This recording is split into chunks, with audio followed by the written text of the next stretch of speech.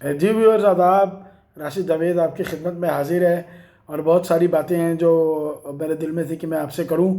माशाल्लाह मेरी जो रीच है व्लॉग की वो बेहतर हो गई है, और अब आम तौर पे 100 से ज़्यादा मुझे व्यूज़ मिलने लग गए हैं. Thankful to all of you.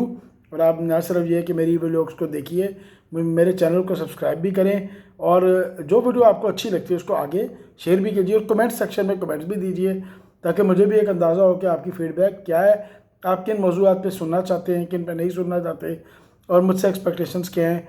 और अगर कोई मेरी बात गलत भी लगती है तो पोलाइट वे में आप इख्तलाफ कीजिए, गालम गलोच से गुरेज कीजिए. तो चंद बातें हैं जो आज मैं करूँगा. अच्छा, सबसे पहले एक बड़ी ज़रूरी बात करता हूँ, इससे पहले कि मैं भूल जाऊँ.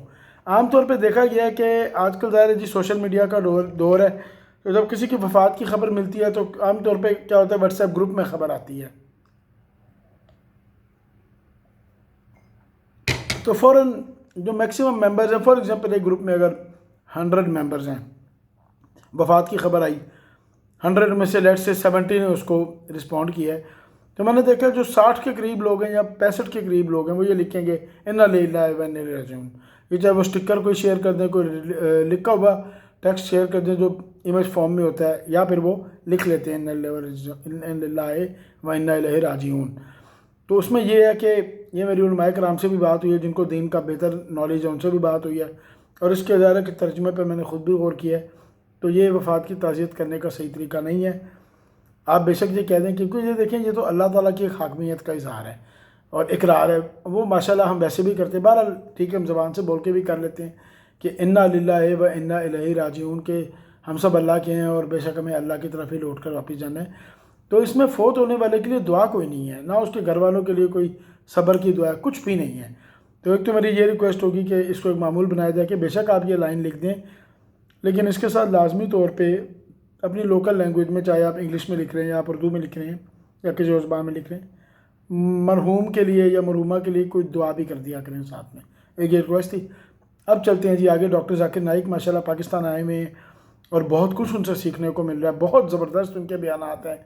मैंने बादशाही मस्जिद में भी उनकी जो सेकंड नाइट को लेक्चर था वो मैंने सारा सुना बैठ के, काफ़ी ज़्यादा और बड़ा इंप्रेसिव था. लेकिन वही बात जो मैंने पहले व्लॉग में भी, पिछले व्लॉग में भी यानी कि कि डॉक्टर साहब को थोड़ा सा ना अपने गुस्से पे काबू पाना चाहिए, गुस्सा कर जाती हैं.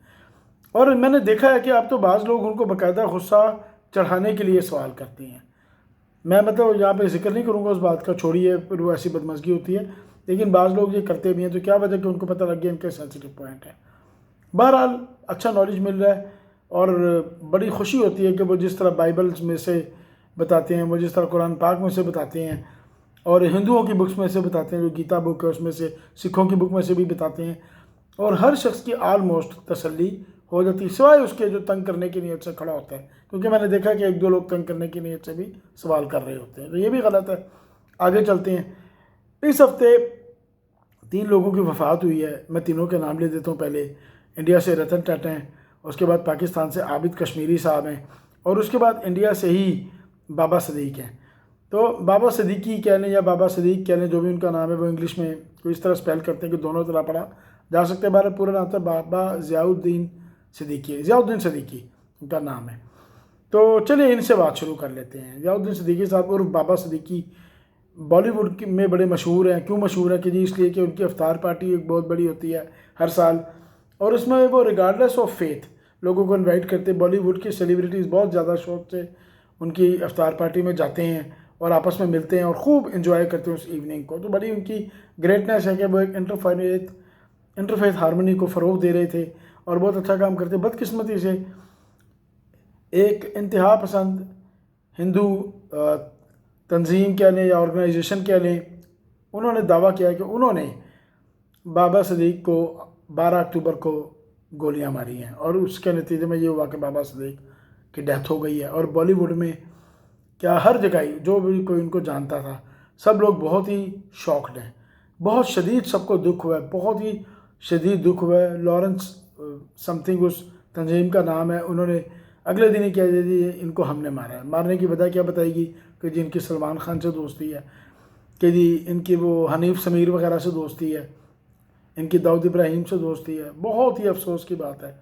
बड़ा वाज़ेह नज़र आ रहा है कि मुसलमान होने की सज़ा दी गई है. मुसलमान होने की इजाज़त दी गई, बिल्कुल, और कोई जुर्म नहीं था।